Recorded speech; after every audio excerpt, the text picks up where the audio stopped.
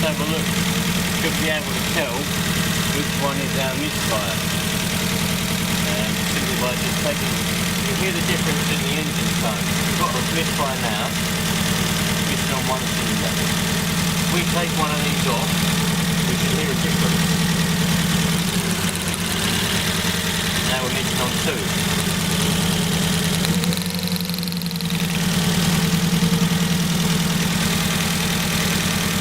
I've already narrowed it down. I know which one it is. This one. This cylinder here. Now if we take this off, we shouldn't hear a difference, because this is the one that's bad.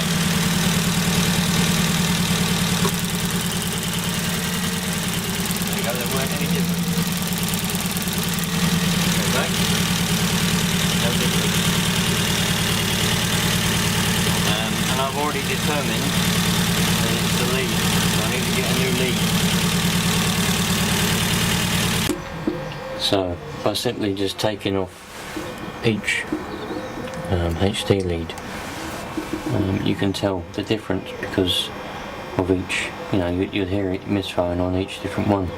But I know that it's that one there that's number 3. Well, it's not technically number 3, but third along. That's the one that's the culprit, and it's definitely the lead, because I put that lead, switched the leads over from, I didn't show it on camera because I'm getting low on time, but I put that lead on this one, switched them over, and then this one was missing. So I know it's that particular lead that's the problem, so I'm going to have to get myself a new lead. Hopefully that Misfire will go. I did replace the fuel filter, just in case it was that, but it wasn't. Battery was flat, so I've got this old, well it's not old, it's a couple of years old now. Got my trusty charger on the job. Those of you may remember, this is the one that was playing up when I bought it. When I first bought it. It's not supposed to make this much noise. You can probably hear it. I'm sure it's not supposed to make that much noise, but I sent it back and they said that it is supposed to make that much noise. They classed it as being okay. They gave it back and I said no, it's still making, you know, it's not right, surely it's not right.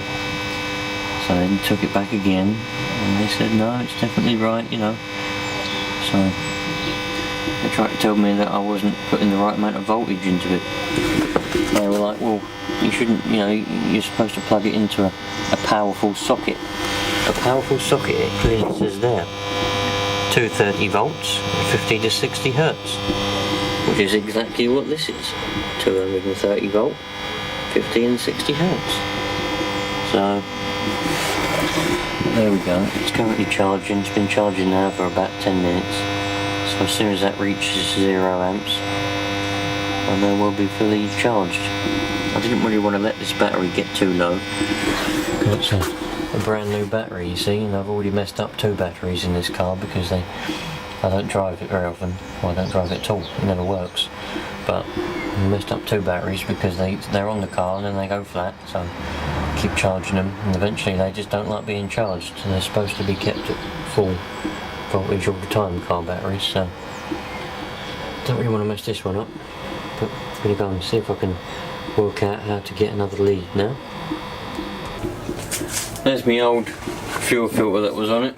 I thought, you know, the first port of call, whenever you get a misfire or anything like that, one of the first things that you should do, there's a few things, first things you should do.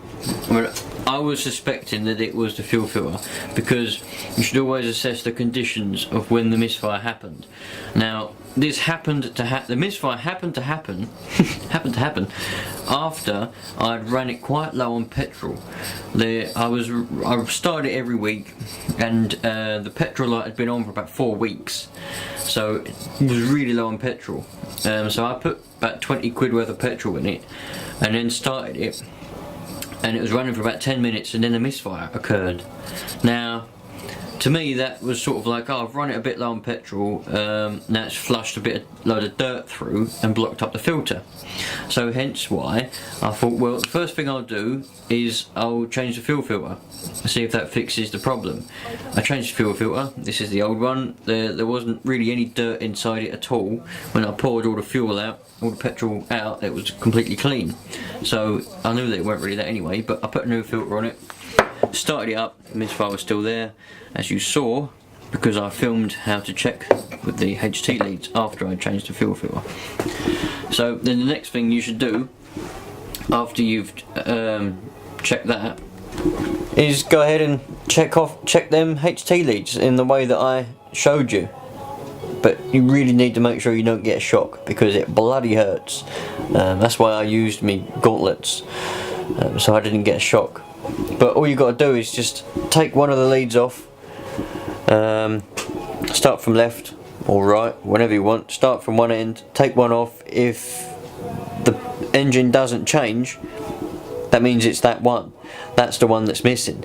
If it gets lumpier, that's not the one that's missing, because you've now created another misfire because you've disconnected one of the cylinders. So, you know, they're the first two things that you should do, because they're the most easiest things to do. After you've done that, then if you still haven't found the problem, then you go down the next route, which is taking the spark plugs out and checking that each one of those has spark. If they've all got spark, then I would, only because I have the tools and it's more convenient, I would then stick a compression tester, because I've got one to hand, I can just stick it straight on, put the compression tester on and make sure they've all got equal compression on every cylinder. If you haven't got a compression tester, it's probably easier for you to take each injector out and check the injectors to make sure that they're spraying evenly. If they're all alright, you're going to slowly whittle down before you find the problem, and you'll find the problem. The problem will either be spark, fuel, or air, but it's very unlikely that you won't be getting any air going in, because, well, it's just unlikely. It's more likely to be fuel or spark, to be honest with you. Anyway, that was just a quick sort of telling you, showing you how to do that, because I see a lot of people spend a lot of time and money when I don't need to, because it's an easy fix. I mean, mine could easily have been the fuel filter because of what happened, you know. If you've run low on fuel, doesn't matter whether it's petrol or diesel, if you run low on fuel and all of a sudden you develop a misfire or it conks out altogether, you want to change the fuel filter first, because that would be the most valuable thing, because you've run low on fuel. You know, if you haven't run low on fuel and you've always had plenty of fuel and all of a sudden you've got a misfire or it conks out altogether, then you want to look at other things, you know. But just take the easiest route first. Don't panic. A lot of people panic. Don't panic. Just stop panicking. Think about things and take the easiest route and check things one by one until you whittle down until you get the problem. That's exactly what I'm going to do with this engine now. This engine is a very old one. I've just unseized it. It was seized solid. I've just unseized it yesterday.